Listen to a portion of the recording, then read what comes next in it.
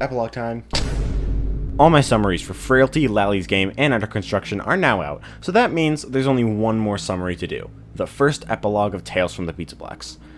I've heard good and interesting things about this story, but for the most part I didn't really know anything about this, except just one detail.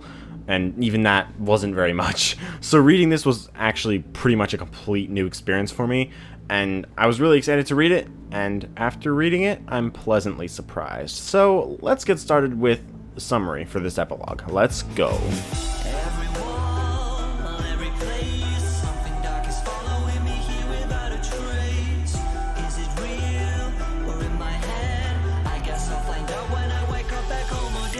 The main character in the epilogue is Gil. He and his co-workers were being charged with renovating the old FNaF 6 building that had been in ruins.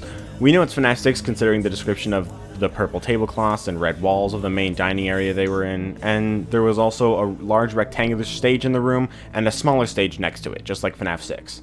Currently, they had been clearing out old endoskeletons and stuff that had been laying around all over the place, including some being underneath this stage. These could explain the random endoskeletons we can see inside the blob. It's also mentioned that the stage lights were always on and no one knew why.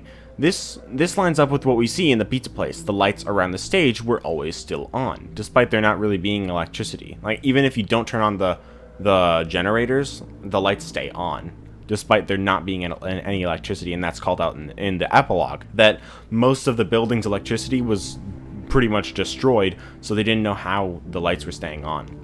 Also, in the pizzeria were Gil's co-workers Danny, Owen, and Carlo. Danny came out from under the stage bringing a bunch of dust out with him, and Danny said that under the stage was cool.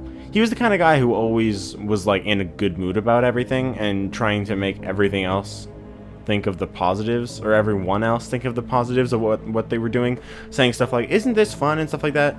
Danny always like acted like a kid, despite only being a couple years younger than Gil, who was 24.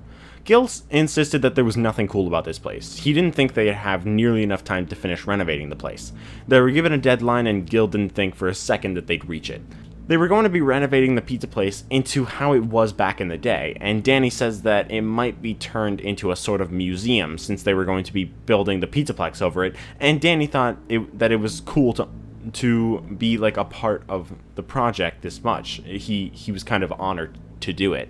Then Gil just decided to take a break and went outside. Then we cut to Theo and his friend Bryce, who were construction workers helping build the Pizzaplex. Theo noticed a delivery truck, and Bryce asked why they were getting something delivered when there wasn't anything enclosed in the Pizzaplex yet. A man got out of the truck and gave Theo a clipboard to sign, which ended up getting wet since it was raining outside. Theo looked at the page and agreed that it was weird. The page said it was a delivery for new state-of-the-art animatronics, and Theo agreed it was weird that they were getting them now, before the Pizzaplex had really been constructed very much. He knew he was supposed to because it was his job, so he signed the page, and the man threw the clipboard into the truck. Then he opened up the back of the truck, and all three of them looked surprised. They saw a few friendly-looking animatronics, probably Glamrock Freddy, Glamrock Chica, Monty, and Roxy, but they were also surprised to see an animatronic that didn't look very state-of-the-art. Theo asked what could have happened to the not very shiny or friendly-looking animatronic, and the truck driver didn't know. Then Theo claimed they would need another guitarist. It was a bare endoskeleton. After that, we cut back to Gil, who saw the delivery and came over to see what was going on. He greeted Theo and said that he'd take the bare endoskeleton. He had a feeling it wasn't going to be used like the other animatronics would be, but it looked sturdy, so he thought he could repurpose it and use it to break down all the older endoskeletons in the ruined pizza place. Theo was skeptical, but Gil was basically just able to intimidate him to the point where Theo didn't really care and just let him take the endoskeleton. Gil brought the endoskeleton back to the FNaF 6 building, and Carlo was confused since they were supposed to be getting rid of the endoskeletons and not bringing them in. But Gil had another idea. He had applied for the job at the Pizzaplex hoping to be a part of the tech team since he liked to tinker with programs and robotics and stuff. Sadly, he got the renovation job, but he brought the endoskeleton to try and prove that he should be on the tech team. He went and got his laptop out of his bag and brought it back to the endoskeleton. The endoskeleton had looked like it had survived a fire, but it had a lot more and better tech in it compared to the ones they were clearing out of this place.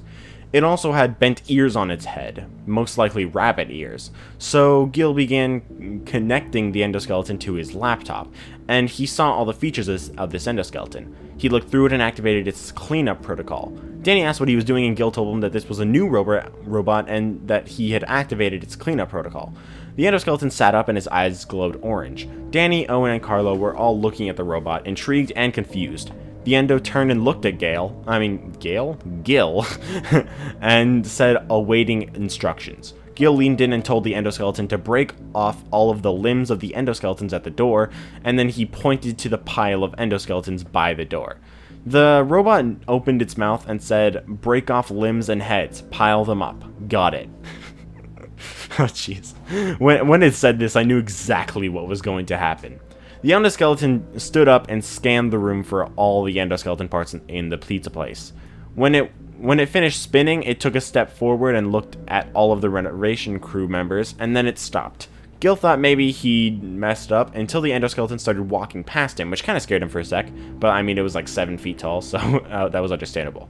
But the endoskeleton walked over to the nearest old endos and ripped off the arms, legs, and head, and put them and the torso into a pile. It did the same thing with 3 more over the next couple minutes, and Gil turned back to his coworkers, exclaiming that he was a genius. Then we got to Danny's perspective. He didn't like Gil very much, but he agreed that Gil was a genius for being able to do what he had just done. He was really impressed. He was about to tell Gil that yes, he was a genius, but what happened next happened so fast that Danny didn't even have time to react to it in time. The robot loomed over Gil and ripped off his arms, which of course caused Gil to let out a gut-wrenching screech. Danny, Owen, and Carlo were understandably terrified, and Gil continued to scream until there was another crunching sound that ended his screaming in an instant. Of course, the endoskeleton had ripped off Gil's head. The other guys were horrified, especially when they realized that the endoskeleton was now on its way towards them. Before they turned to run, a bunch of construction workers showed up in the room. They had heard the screaming and came to see what was going on. They saw Gil's torn up body and stopped talking. Carlo yelled for everyone to run, and they all ran, but Danny saw a ripped off arm with a tattoo that told Danny Carlo had just been killed.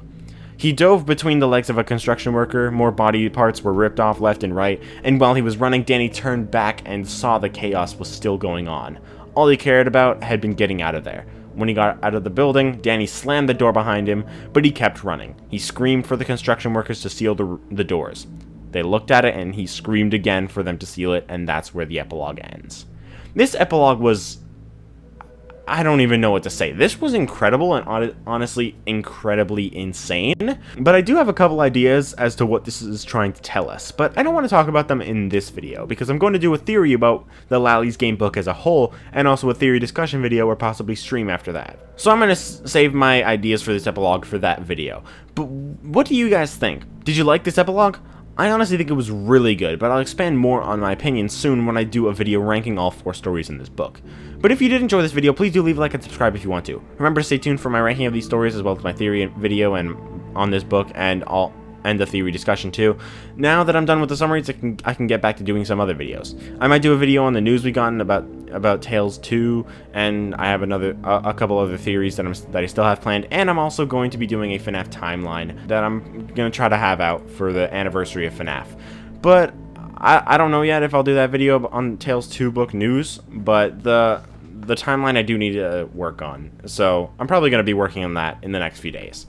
But anyways, I think that's all there is to talk about this for this video, and I hope you guys enjoyed, and I'll see you all in the next video. Bye, guys!